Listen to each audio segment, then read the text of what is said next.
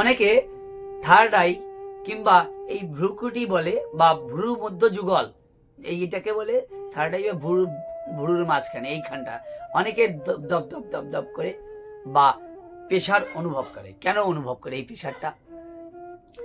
অনেকে এই প্রেশার, এখানে প্রেশার অনুভব করে, বিশাল পরিমাণে একটা টান অনুভব করে, কিংবা এখানে দপদপ করে। কেন করে আজকে এটা নিয়ে বলছি।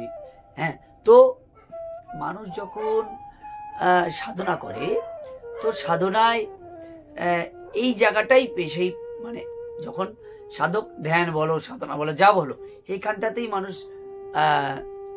তার ধ্যানটাকে স্থির করে আজ্ঞাচক্রে। ওই কারণে আজ্ঞাচক্রে বিভিন্ন শরীরের সমস্ত যে ধ্যানের বিষয় বা সমস্ত যে ধ্যানটা কেন্দ্রীভূত হয়ে যায় পুরো এই আজ্ঞাচক্রে।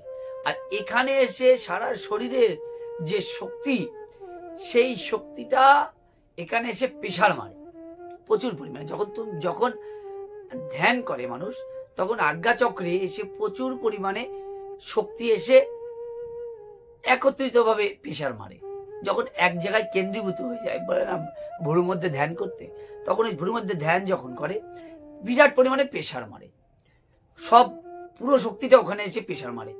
প্রেশার মারার পরে কিছু পরিমাণে শক্তি অ্যাক্টিভ হয়ে যায়, মানে যেটাকে বলে আধ্যাত্মিক শক্তি। কিছু পরিমাণে একটা পোটেনশিয়াল থাকে, সেইটা হঠাৎ করে কিছু পরিমাণে জেগে যায়। জাগার মানে জেগে যায় বলতে কি তার মানে থার্ড আই ওপেন হয়ে গেল তা না, মানে ওটা প্রেশার মারলো, ওটা একটু অনুরণন হলো বা অনুরণন হলো বা নড়লো ঈষৎ মাত্র, মানে ধ্যানটা প্রগাঢ় হয়েছে আর ওই জায়গায় প্রেশার পড়ছে বলে শুধু নড়লো, বা ওই জায়গায় সঠিকভাবে ধ্যানটা হয়েছে ওই জায়গায় থার্ড আইয়ে। ওই জন্য অনেক সময় ভিতরের দিকে টানে, অনেক সময় বাইরে দপদপ করে দপদপ দপদপ করে, অনেক সময় মনে হয় যেন ফেটে বেরিয়ে যাবে, এমনও হয়। হ্যাঁ, তো এই কারণেই কিন্তু হয় যে ওই পুরো শক্তিটা দেহের এক জায়গায় চলে আসে। হ্যাঁ, কেন্দ্রীভূত হয়ে যায় শক্তিটা চারিদিকে যায় না, এক জায়গায় কেন্দ্রীভূত হয়ে যায়। এই কারণেই এই অনুভূতিগুলো সাধকের হয়। এই মানে ভয় পাওয়া যাওয়ার কিছু নেই, কি হলো আমার চোখের ডাক্তার দেখাতে হবে।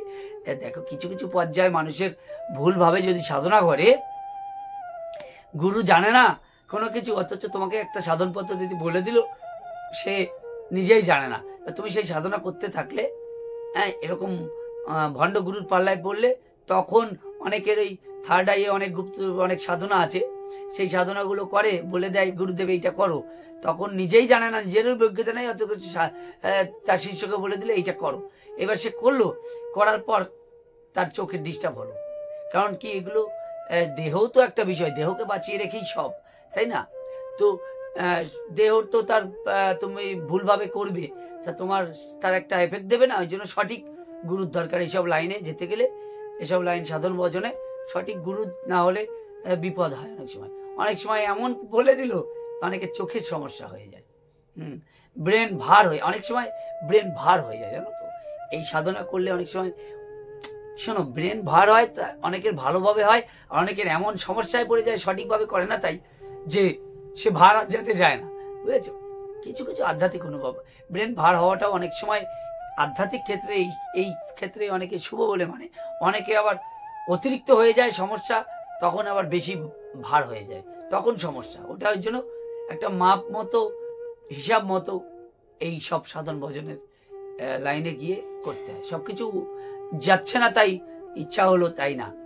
আর সবচেয়ে বড় ভালো গুরুর নিকট বসে সাধনা করা, সেটা একটা আলাদা আনন্দ, আলাদা একটা ভাব।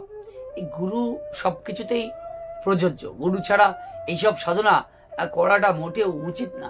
যারা করছে একা একা, তাদেরকে বলবো, একজন মেন্টর থাকলে ক্ষতিটা কি, কি সমস্যা তোমাদের? একা একা তোমরা অনেক কিছু পাবে, ওই পর্যন্ত স্থিত, এর চেয়েও আনন্দ অনেক কিছু আছে। কিন্তু যদি হিতে বিপরীত হয়ে যায়, শারীরিক কোনো তোমার সমস্যা হয়ে যায়, তখন কোথায় যাবে? হ্যাঁ, এই তখন তো সমস্যা হয়ে যাবে না।